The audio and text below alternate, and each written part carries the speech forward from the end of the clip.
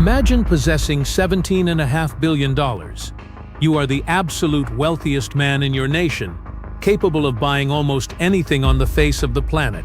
You can buy private islands, fleets of super yachts, and sprawling corporate empires.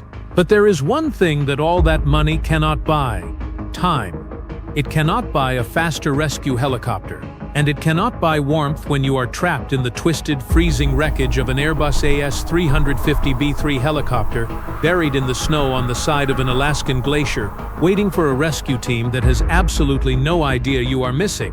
Right now, in June 2026, a massive wrongful death trial is unfolding in Anchorage, Alaska.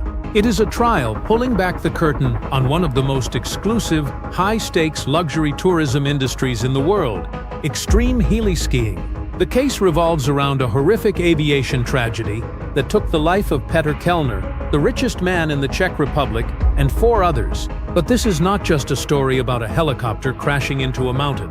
It is a story about a catastrophic breakdown in safety protocols, a terrifyingly delayed emergency response, and shocking toxicology reports involving the lead ski guide.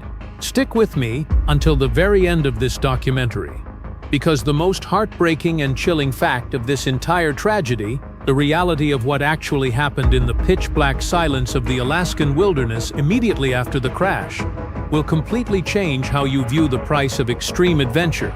To understand how a man worth $17.5 billion ends up trapped on the side of a freezing mountain, you have to understand the extreme exclusivity of Alaskan heli-skiing. For the ultra-wealthy, standard ski resorts like Aspen or St. Moritz are crowded and predictable. The ultimate status symbol in winter sports is flying to the remote Alaskan wilderness, boarding a specialized helicopter, and being dropped onto the peak of an untouched vertical glacier. Petr Kellner, aged 56, was not a reckless thrill-seeker. He was a highly calculated, brilliant financier who built the massive PPF Group, a European investment empire. He was deeply passionate about snowboarding and extreme sports, and he sought out the absolute best money could buy. This led him to the Tordrillo Mountain Lodge. The Tordrillo Mountain Lodge is a world-renowned, hyper-exclusive luxury resort located about 60 miles northwest of Anchorage. It is completely off the grid, only accessible by float plane or helicopter, offering elite clients the ultimate backcountry skiing experience. Kellner was a frequent guest here. In late March 2021, he arrived with a small, close-knit group for another expedition. Accompanying him was Benjamin Larochac, a 50-year-old French national and frequent snowboarding companion, and David Horvath, a 48-year-old Czech photographer and former professional snowboarder. To guide them down the treacherous mountain faces, the lodge provided 2 elite professionals: 38-year-old Sean McManamy, a highly experienced guide, and 52-year-old Gregory Harms, who was widely considered a pioneer and an absolute legend in the Alaskan heli-skiing community.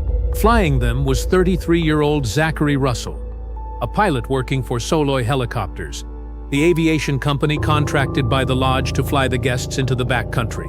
On the afternoon of Saturday, March 27, 2021, this group of 6 boarded the Airbus AS350 B3 helicopter. Their destination was the Knik Glacier, a massive, jagged, and highly unpredictable river of ice winding through the Chugach Mountains. It was supposed to be a standard, thrilling run, but the environment they were flying into is completely unforgiving, and the margin for error was rapidly shrinking to 0. Aviation in the Alaskan mountains is notoriously dangerous. The weather does not just change by the hour, it changes by the minute. To safely land a helicopter on a snow-covered mountain peak, a pilot relies heavily on visual contrast. They need to be able to see the distinct shadows cast by the rocks and the curvature of the snow to judge their altitude and drift. At approximately 6:30 p.m., the helicopter was maneuvering near a ridgeline above the Knik Glacier, searching for a safe place to touch down so the skiers could begin their run. According to the exhaustive investigation later conducted by the National Transportation Safety Board, the helicopter made a low pass over the ridge, but as they came in for a second landing attempt, the conditions catastrophically deteriorated. The pilot encountered a terrifying phenomenon known as a whiteout. A whiteout occurs when flat lighting, blowing snow, and a completely white landscape merge together, entirely eliminating all visual references. The horizon disappears. The ground vanishes. Up and down lose all meaning. It is the equivalent of flying inside a bottle of milk. When a pilot loses visual contact with the ground in a whiteout, the standard emergency procedure is to immediately transition to flying purely by the instruments on the dashboard, a skill known as instrument meteorological conditions flying. But the federal investigation revealed a fatal flaw. Pilot Zachary Russell, while fully licensed and approved to fly the aircraft, lacked specific, documented training in invertent instrument meteorological conditions. When the whiteout swallowed the helicopter, the pilot lost his spatial awareness. The aircraft began to move backward, rapidly. Unable to see the mountain behind him, Russell could not correct the drift. Moments later, the tail of the helicopter slammed violently into the rocky ridge at an elevation of roughly 5,500 feet. The impact destroyed the tail rotor, sending the main fuselage spinning out of control. The 6,000-pound aircraft tumbled over the edge of the ridge, violently rolling nearly 900 feet down the steep, snow-covered slope before finally coming to a rest in a twisted, shattered heap. The impact was utterly devastating, but the crash itself was only the beginning of the tragedy. What happened next would become the central focus of the massive lawsuit currently tearing through the Anchorage court system.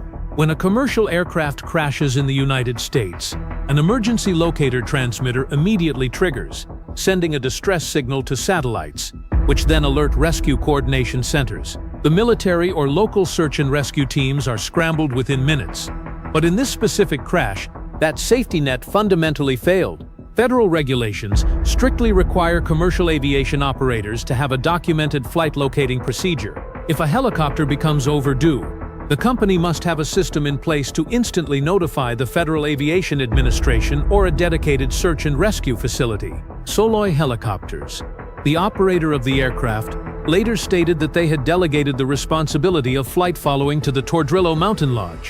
However, investigators found that this delegation of responsibility was never officially documented in the company's operation specifications. The task of tracking the Billionaire's helicopter had informally fallen to a ski guide back at the lodge, who was watching a Garmin satellite tracker. At 6:36 p.m., the Garmin tracker on the helicopter sent its final signal. The helicopter had crashed. By 7:15 p.m., 39 minutes after the crash, the guide back at the lodge noticed that the helicopter had stopped transmitting and had been completely silent for over an hour. At this exact moment, standard emergency protocols dictate that a massive search and rescue operation should be immediately launched, but nobody called for help. According to the investigation, instead of immediately contacting emergency services, the lodge staff checked in with another heli-skiing company operating in the area. That company mistakenly told the lodge that the helicopter was simply on its way back. The lodge accepted this incorrect information. Time continued to tick by. The temperature on the glacier began to plummet. It was not until 8:25 p.m., nearly 2 full hours after the helicopter slammed into the mountain, that Soloy Helicopters was finally notified that their aircraft was officially missing. Only then did the company begin to activate its emergency response plan. But the delays cascaded. By the time the Alaska Air National Guard and the Alaska State Troopers were fully mobilized, the sun had set, and the freezing darkness had completely taken over the mountains. The shattered wreckage of the helicopter was not physically located until approximately 11:30 p.m. The rescue teams finally extracted the sole survivor, David Horvath, shortly after midnight. From the moment the helicopter hit the mountain to the moment the survivor was pulled from the snow, more than 5 excruciating hours had passed. 5 hours of freezing, agonizing silence. David Horvath, the 48-year-old Czech photographer, was seated in the rear of the helicopter. When the violent tumbling finally stopped, he found himself trapped inside the crushed fuselage, partially buried in the freezing snow. His ribs were shattered, and both of his hands were rapidly suffering from severe, crippling frostbite. He was physically wedged between the bodies of the other passengers, unable to free himself. As investigators compiled their final report, Horvath provided a chilling, heartbreaking testimony of those 5 hours in the dark. He stated that immediately after the crash, he was not the only one alive. He could clearly hear voices. He heard the faint sounds of someone outside the helicopter, desperately trying to survive. He communicated briefly with them in the freezing darkness. But as the hours ticked by and no rescue helicopters appeared in the sky, the voices grew weaker. The brutal Alaskan cold, dropping well below freezing, began to take its toll. Eventually, the voices stopped. The only sound left on the Nick Glacier was the howling wind. When the federal government released their final comprehensive report on the crash, the failure to initiate a timely rescue was cited as a massive deficiency. But the report contained another shocking revelation that completely rocked the heli-skiing industry. It involved the toxicology report of the 52-year-old lead guide, Gregory Harms. Harms was an absolute icon in the backcountry skiing world. He was the man tasked with keeping the Billionaire and his guests safe on the mountain. But the federal toxicology results revealed that at the time of the fatal crash, Harms had significant concentrations of illegal narcotics in his system. His blood tested positive for amphetamine, cocaine, and an incredibly high 1,000 nanograms per milliliter concentration of benzoylecgonine, which is the primary metabolite of cocaine. To put that number into perspective, standard legal cutoffs for identifying driving impairment due to cocaine metabolites usually range between 10 to 80 nanograms per milliliter. Harms levels were massively beyond that threshold. While investigators concluded that the pilot's loss of visual reference in the whiteout was the primary cause of the crash, the presence of these narcotics in the lead guide, the man responsible for assessing risk and communicating with the pilot, added a deeply disturbing layer of negligence to the entire operation. This brings us directly to the present day. In June 2026, the Anchorage Superior Court is hosting the trial of the decade. The family of Petr Kellner, led by his widow Renata Kellnerova, who inherited the PPF group and is now one of the wealthiest women in Europe, along with his daughters, have brought a massive wrongful death lawsuit against the operators involved. The trial, presided over by retired Alaska Supreme Court Chief Justice Joel Bolger, is not just about a pilot making a mistake in a snowstorm. The plaintiffs are aggressively targeting the systemic failures, the shocking toxicology reports, and the unforgivable delay in the rescue response. They are demanding accountability for the fact that a Billionaire's flight tracking was informally delegated to a ski guide watching a tablet, and that it took 2 hours for anyone to even realize the richest man in the Czech Republic had fallen off the map. The defense is arguing the inherent, universally understood risks of extreme backcountry skiing. They are pointing to the sudden, unpredictable nature of mountain weather and the brutal reality that whiteouts can happen to even the most experienced pilots. But the viewers following this trial are asking the exact same questions. Why was the lead guide allowed on a helicopter with massive amounts of cocaine metabolites in his blood? Why was a pilot without documented instrument training flying in such volatile conditions? And most importantly, why did a world-class, hyper-expensive luxury lodge completely fail to call for help when their tracking beacon went dark? These are the questions the jury in Anchorage must answer. The outcome of this trial will likely force a massive, industry-wide overhaul of how luxury heli-skiing companies operate, how they track their flights, and how they conduct drug testing on their elite guides. I asked you to stick around until the end of this video for the final, most devastating fact of this entire tragedy. We know that David Horvath survived the impact, trapped in the snow for 5 hours, listening to the voices of the others fade away. But what the federal court filings and the medical investigations eventually revealed is the true horror of those 5 hours. When the helicopter slammed into the mountain and tumbled 900 feet down the glacier, the impact did not instantly kill everyone on board.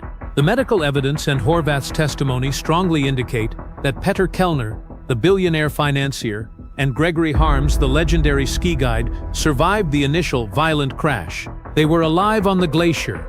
They were breathing, conscious, and waiting for the emergency response system to save them. They waited as 7:15 p.m. passed and the lodge failed to call the authorities. They waited as the sun went down and the temperature plummeted into the deep freeze. The brutal, heartbreaking reality is that Petr Kellner, a man who possessed $17.5 billion, did not die from the blunt force trauma of the helicopter crash. He froze to death on the side of a mountain because a series of informal agreements, miscommunications, and a lack of basic flight-following protocol delayed his rescue by nearly 6 excruciating hours. If the lodge had immediately called the authorities, the exact minute the tracker went dark at 6:36 p.m. Search and rescue helicopters could have reached the Nick Glacier while the sun was still in the sky. If the aviation regulations had been strictly followed, the richest man in the Czech Republic would likely still be alive today. It is a chilling reminder that the Alaskan wilderness does not care about your net worth. It does not care about your status, your investment portfolio, or how exclusive your luxury lodge is. In the absolute extremes of the world, survival relies entirely on preparation, strict safety protocols, and the competence of the people watching the radar. When those systems fail, all the money in the world cannot stop the cold.